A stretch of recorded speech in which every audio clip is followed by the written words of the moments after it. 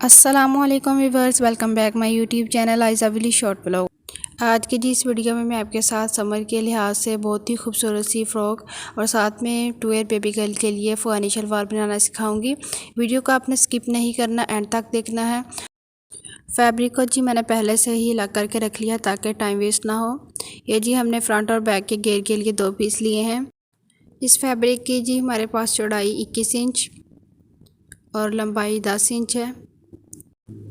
अगर आप घेर की 2-3 इंच लंबाई या चौड़ाई ज़्यादा रखना चाहें तो रख सकते हैं, कोई इशू नहीं। उसके बाद हमने ये जी बॉडी के लिए 2 पीस लिए हैं।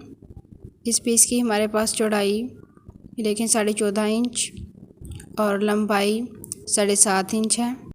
इस तरह करके जी आपने रख लेना है। उसके बाद मार्क करेंगे तिरे के लिए 5 इंच पर, आर्म होल के लिए भी 5 इंच पर मार्क करेंगे। उसके बाद चेस्ट के लिए 7 इंच पर मार्क करने के बाद इस तरह करके आपने गुलाई दे देनी है आर्म होल के लिए। उसके बाद नीचे से 1/2 इंच इस तरह करके गुलाई देंगे।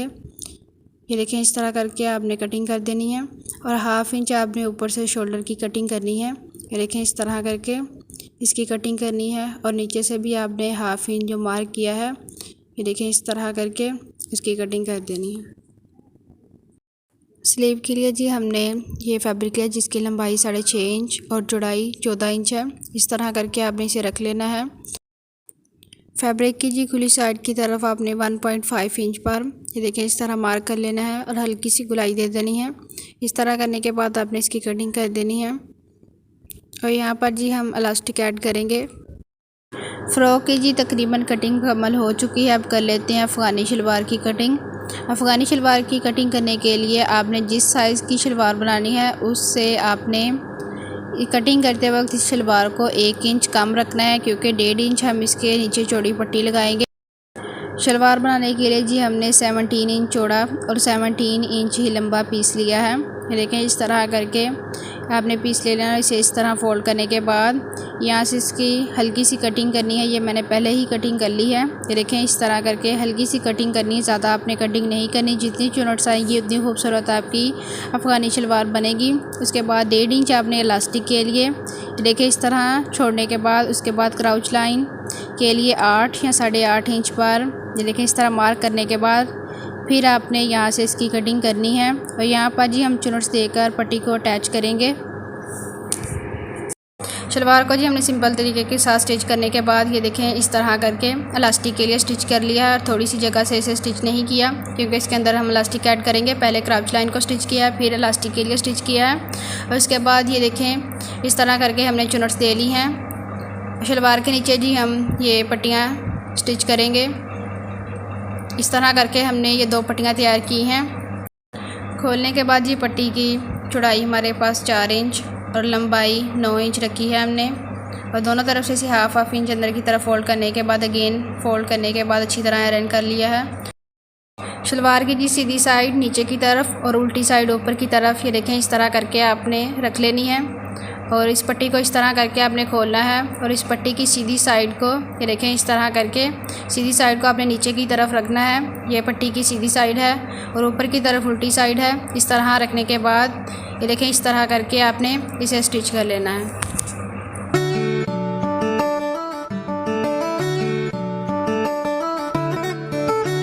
इस तरह स्टिच करने के बाद ये आपने ये देखें इस तरह पट्टी को ऊपर की तरफ करने के बाद इसे स्टिच कर लेना है। इस तरह बहुत फिनिशिंग के साथ हमारी पट्टी स्टिच हो जाएगी। ये जी आप देख सकते हैं कितनी फिनिशिंग के साथ हमने दोनों पट्टियाँ लगा ली हैं। इन पट्टियों पर आप चाहें तो कोई सीढ़ी लेस या कोई जिगजैग लेस लगा सकते हैं। इससे शलवार की काफ़ी प्यारी लुक आएगी। तकरीबन हमारी शलवार की स्टिचिंग मुकम्मल हो चुकी है। अब फ्रॉक की स्टिचिंग स्टार्ट करते हैं।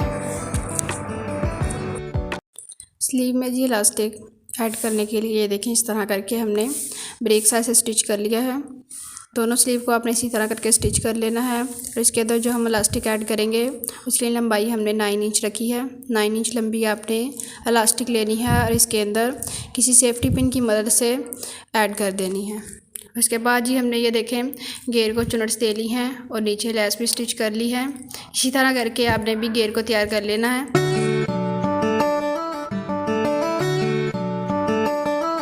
नेक जी हम रखा स्टाइल में बनाएंगे, उसके लिए हमने ये पट्टी तैयार की है। ये देखें 2.5 इंच हमने चौड़ी पट्टी ली है। इसे हमने हाफ इंच अंदर की तरफ फोल्ड करने के बाद ये देखें इस तरह फोल्ड करके अच्छी तरह आयरन कर लिया है। इसी तरह करके जी आपने लंबी पट्टी तैयार कर लेनी है और इसे ये देखें इस तरह करके हमने स्टिच करना है। पहले आपने नेक बनाना है। नेक बनाने के लिए आपने ये देखें इस तरह करके 2 इंच पर मार्क करना है चौड़ाई में और लंबाई में 3 इंच पर मार्क करने के बाद इस तरह वी शेप में नेक बना देना हाफ इंच बाहर की तरफ। ये देखें इस तरह करके मार्क करने के बाद इसकी कटिंग कर देनी है।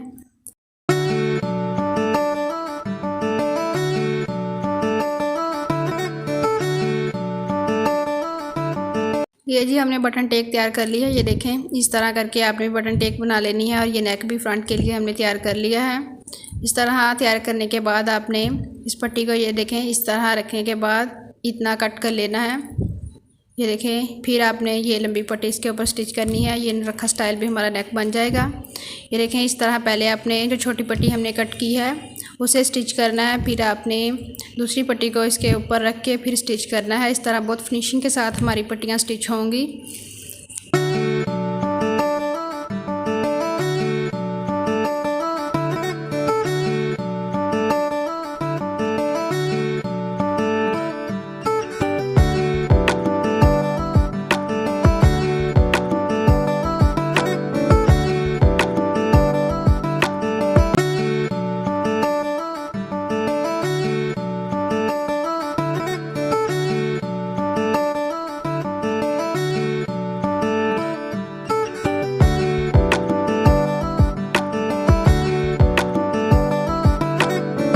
इसी तरह करके जी आपने रखा स्टाइल में पट्टियों को स्टिच कर लेना है। फ्रॉक में खूबसूरती लाने के लिए हम बो और टसल बनाएंगे। बो बनाने के लिए 3.5 इंच लंबा और चौड़ा पीस हमने लिया है और इसे आपने देखें यहाँ से स्टिच कर लेना है। टसल बनाने के लिए जी हमने ये देखें बारीक सी डोरी तैयार की है। इसी तरह करके आपने डोरी तैयार कर लेनी है और जिगजैग का भी इस्तेमाल करेंगे टसल में। उसके बाद आपने जिस साइज़ में टसल बनाना है उस साइज़ में आपने कोई गोल ढक्कन या कोई और चीज़ लेकर मार्क कर लेने हैं। ये देखें मैं इस साइज़ में टसल बनाऊंगी। ये देखें इस तरह करके आपने मार्क कर लेने हैं और इसकी कटिंग कर देनी है।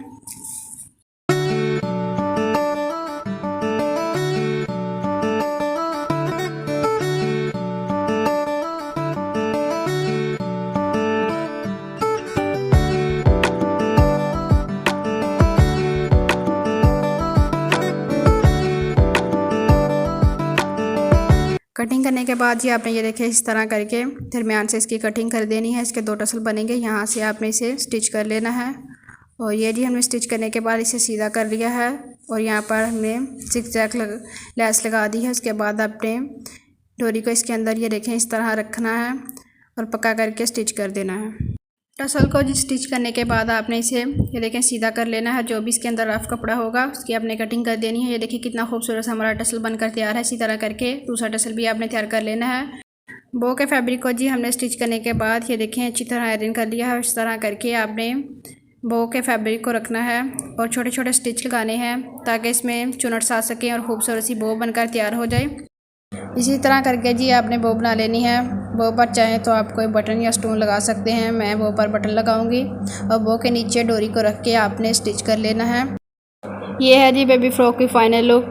फ्रॉक को जी हमने मुकम्मल स्टिच कर लिया है। ये देखिए कितनी फिनिशिंग के साथ नेक बना है और बैक नेक भी देखें कितनी फिनिशिंग के साथ हमारा बना है और बो पर हमने बटन स्टिच कर लिया है। बो के नीचे टसल भी स्टिच कर लिए हैं। ये देखें कितनी फिनिशिंग के साथ हमारी बो और टसल बने हैं। स्लीव में जी हमने इलास्टिक ऐड करके इसे आर्म होल के साथ सिंपल तरीके के साथ स्टिच कर लिया है और नीचे ये देखें घेर के हमने कितनी फिनिशिंग के साथ लेस लगाई है। शलवार पर जी हमने ये देखें लेस को स्टिच कर लिया है और फिटिंग की सिलाई भी लगा ली है। ये देखें कितनी खूबसूरत सी हमारी अफ़गानी शलवार बनकर तैयार है। समर के लिहाज से जी हमने अफ़गानी शलवार और शॉर्ट फ्रॉक बनाई है ताकि बेबी कंफर्टेबल रहे। उम्मीद करती हूँ कि आपको आज की वीडियो पसंद आई होगी।